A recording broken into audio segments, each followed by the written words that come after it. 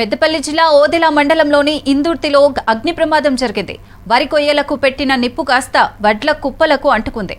పంట చేనులో ఆరబోసిన సీడ్ వడ్లు కాలిపోయాయి. ప్రమాదంలో 4 రైతులకు చెందిన 60 బస్తాల ధాన్యం కాలిపోయింది. వెంటనే అప్రమత్తమైన రైతులు ట్రాక్టర్తో వాటర్ తీసుకొచ్చి మంటలను ఆర్పేశారు.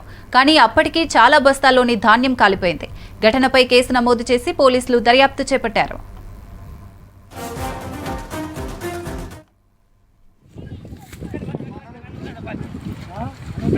దిగింది ఇలా ఎక్కింది ఎక్కింది ఎక్కింది అది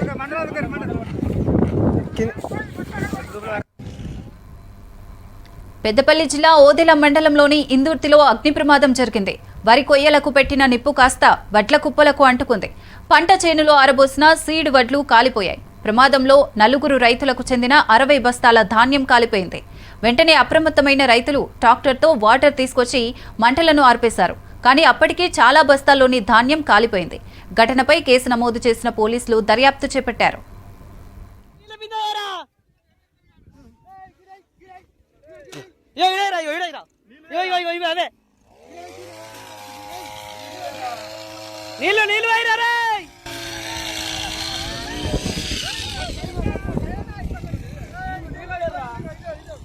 అదే